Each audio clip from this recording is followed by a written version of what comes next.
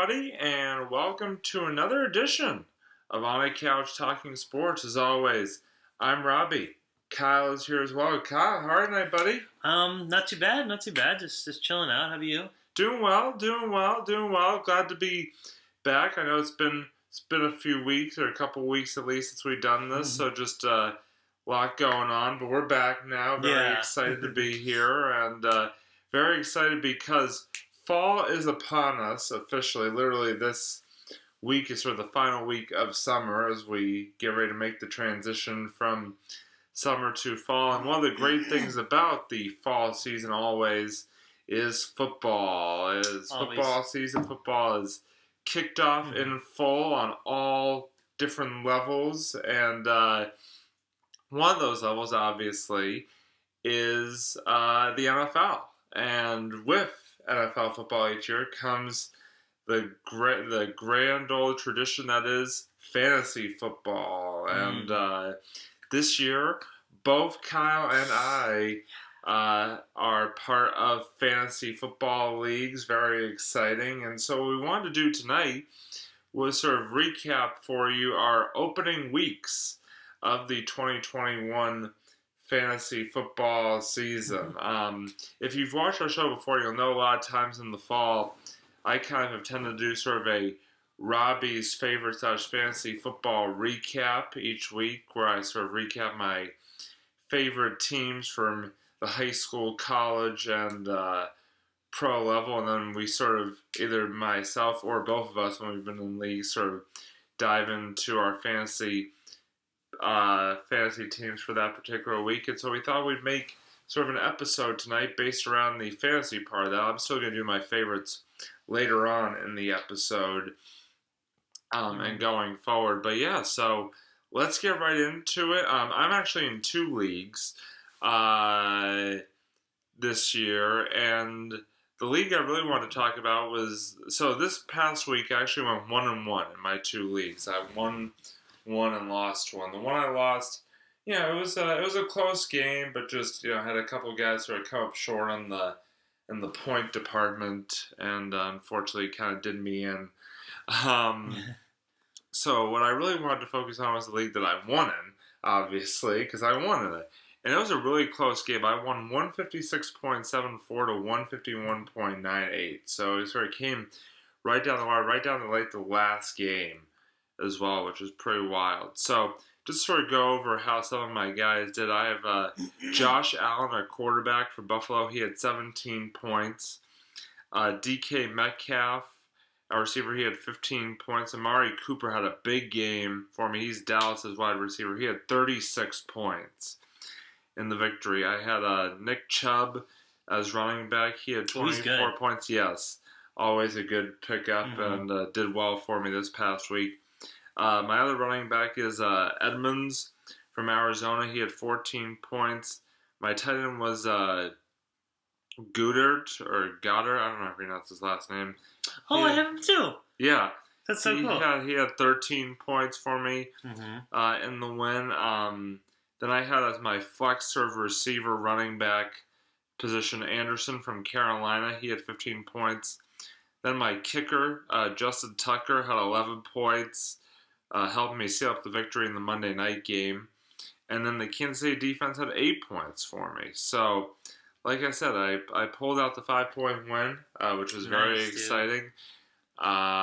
Excited in that particular league to be off to a 1-0 start, and I just I hope that I can keep it going, as I go forward here. Not predicting to go undefeated or anything like that, but just want to have a good record and hopefully get into the playoffs and maybe make a run at the championship. So, sweet. Like I said, off to a good start. So let me now toss it over to Kyle here to give his recap of how week 1 went for him. So Kyle, take it away. It did not go very well for me. Just for starters. So this is actually it's interesting because just fun fact. This is my first time on the ESPN fantasy app. I've been actually using the Yahoo fantasy app for the longest time, for the past few years when I did it a couple of years back, But this time, the new league I joined was yeah, they're doing it all through ESPN, and it's a pretty cool app. But unfortunately, oh, um, yeah, unfortunately was not the best week, the best start. But you know what? At the same time, though, it I still had some pretty solid points. PJ Mahomes, I was my quarterback, and I mean, damn, this guy, yeah, he's good. You saw Patrick Mahomes. Patrick Mahomes. Kansas City. Yeah. Did I say PJ? Yes. I said PJ. Okay, sorry, Patrick Mahomes. Is that how much I know football? He came out swinging. He gave me 33 points. He pretty much carried this entire week. Like half the points this week. I gotta say, this guy's a good quarterback. So I'm gonna try to keep him as long as I can. Alvin Kamara is once again he's a great player. Highly recommend if you can find him as a running back, definitely throw him on your roster. He is amazing. Came in with 60 points. 16. Sorry, not 60. It sounded like I said 60. And then of course there's Chris Carson, who also did pretty well. You know, he gave 11 points. DeAndre Hopkins actually had 23 points, and DK Metcalf came in. I have DK Metcalf as well. Yes. Yeah, all pretty good. You know, not too bad. It was just kind of in the lower end that I didn't do so hot. Unfortunately, my tight end Kyle Pitts. Kyle, how dare you, Kyle? I can say that. He only gave me 5 points. Juju Smith, who normally is a very good player, I put him as my flex. He only came in with 7 points. So. Ooh. A little shaky. Juju, what are you doing, man? Come on. Yeah, and the Patriots. Yeah, the Patriots had 7 points. Their defense, and Butker, my go-to kicker, 10 points. That guy, I'll tell you something about him. He's go Butker, go. Say what you will about him, but he's consistent. Like he's had very consistently. Like I feel like in the 10s, 11s, 12s, he's a very consistent kicker. So that's why I always like to have him. And unfortunately, it was one of those cases where I actually probably had a chance to win. One of my players on my bench, especially Jamal Williams, I have to put him in next week. He scored 21 points. And he's on my bench.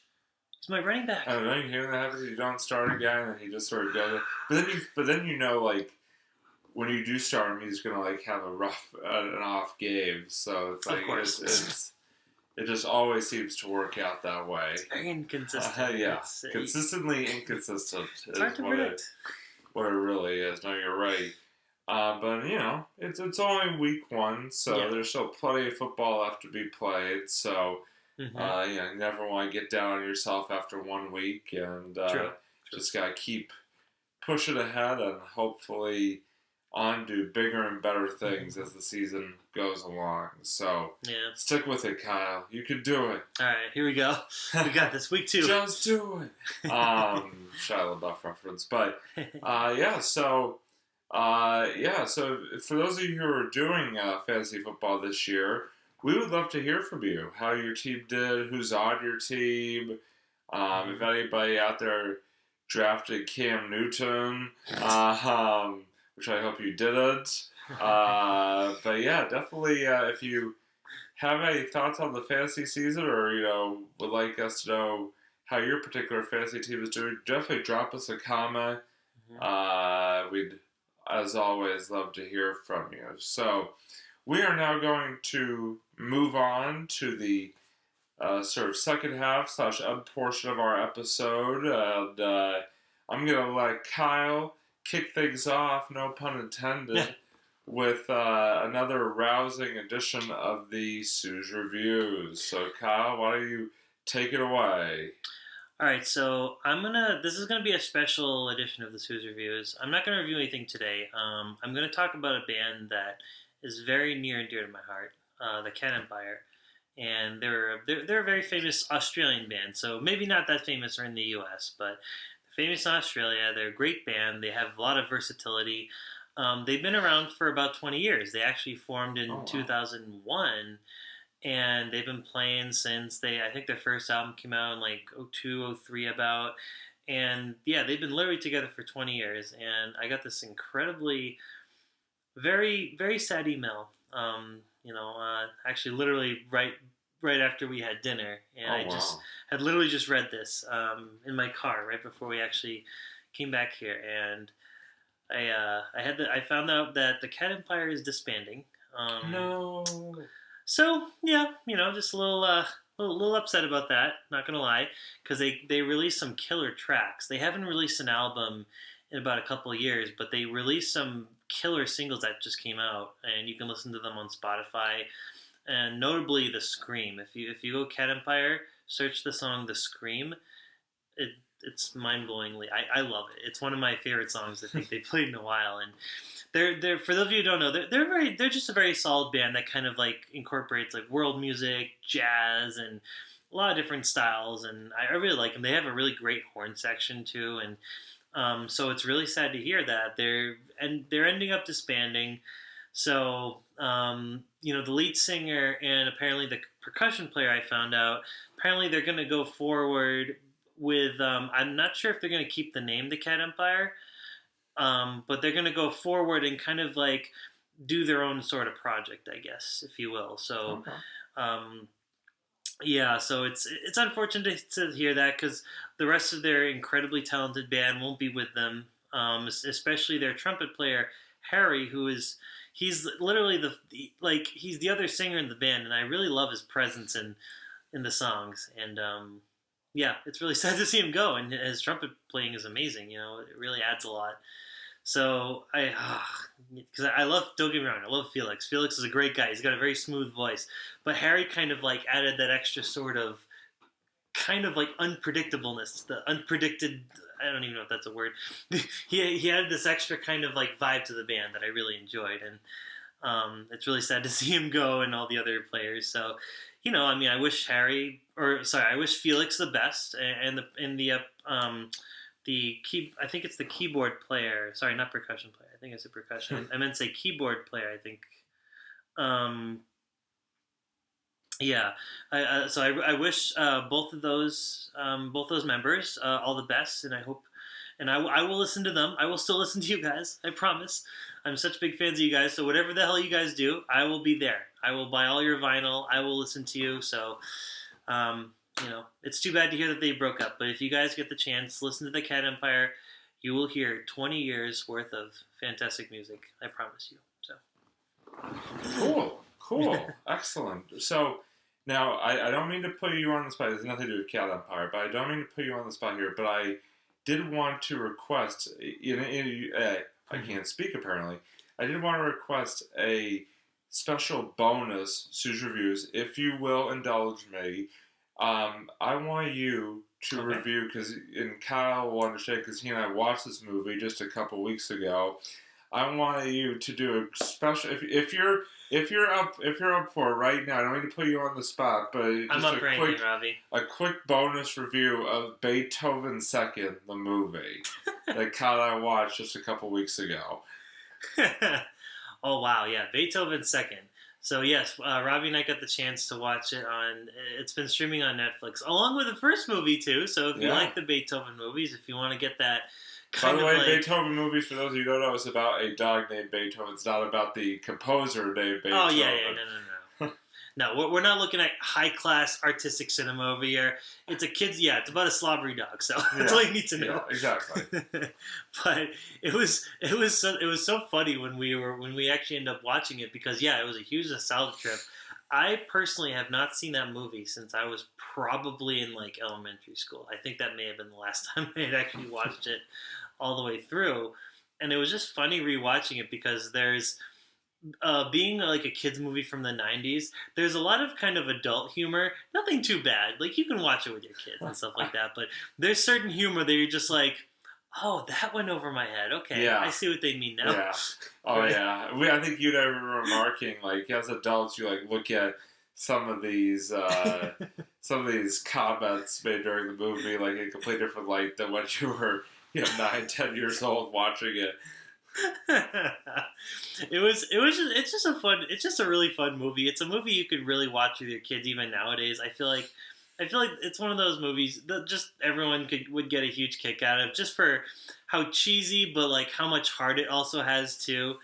It's just a fun story. It's one of those movies you gotta don't think of it as like a realistic movie. It's about a movie with where a dog literally rips down half of a house. That's the kind of movie you're dealing with, guys. So, there's literally a scene where Beethoven he's tied up to a house while they're doing a college party, and it gets pretty dark, mind you, because there is actually a bit of a kind of very creepy scene that happens before that. Yeah, we don't need to go too much into that, but no, we won't. Yeah, it is very, very dark. I was like, that scene had completely gone over my head when I was a kid. I'm like, I do not remember the scene at all. Wow, but you'll see if you ever decide to watch it, you'll know exactly what scene I'm talking about.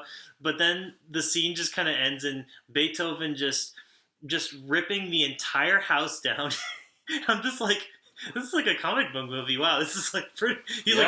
I didn't know a dog could take down an entire half of a house. That's pretty good. Yeah, it's like Crypto the Super Dog here. What the hell's going on with that? Yeah, world's strongest dog. Yeah, no, I'm kidding. It was just fun. It was just fun seeing all these also these very 90s actors. You had Bonnie Hunt is the mom. Oh, Bonnie Hunt. Oh, I love Bonnie Hunt. Yeah, huge crush on her. Yes, great actress. It also has Chris Penn and who was the girl's? I think it was I forget the girl's name. It was Chris Penn. Sean Penn's brother, who was in Reservoir Dogs and other movies like that. Wait, which character was he again? He was one of the villains. Was he the the boyfriend? Yeah. Okay. They were the dog nappers, and what was it? I forget the girl's name. It was Gina. No, was it Gina? Well, in the movie, her name is Regina. Oh, the movie was named Regina. I actually literally had the actress's name. Let me see if I can find it really quick. Hold on. It was something like I can't, because I remember this actress was also she was one of the henchmen in Batman Forever. I don't know if you guys remember that one. Which was just but I'll take your word for it. I feel terrible. I cannot remember. I can't believe I don't. Oh, Debbie Mazar. That's right, Debbie Mazar. Who, she was one of Two-Face's henchmen, and she's also a pretty popular actress in the '90s. So it was a very '90s movie, and I really enjoyed it for that. It's a classic, and I never pass up an opportunity to watch it. Hence why we watched it a couple weeks ago. Yeah, it was a very good nostalgia trip. Yes. It really was. No, you're 100% right on that one. But so thank you, Kyle. I didn't mean to put you on the spot there, but I love it. I love doing that. Just figured since we haven't recorded an episode since we watched it, my was kind of like a fun idea to do so. So all right. So now it's time for the Robbie's favorite football recap. So. I'll be recapping in this segment 3 different teams. Mm-hmm. The Wellesley High School football team, who is back this fall after not playing last fall. Right. The Boston College football team, and the Patriots, obviously. So first I'll start with Wellesley. They had their season opener actually this past Saturday at home. They took on Longmeadow High School, and they came away victorious, 30-22. It was a very exciting game, kind of right down to the wire.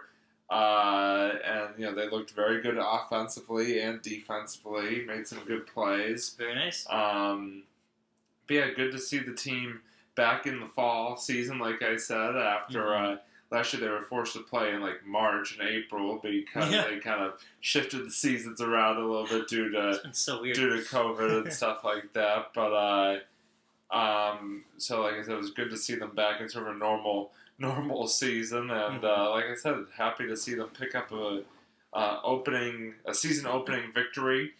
So now they will get right back at it this coming weekend, and they're actually at home again for the second straight week to take on Milford in another non-league contest. So hopefully they can pick up another win and get to 2-0.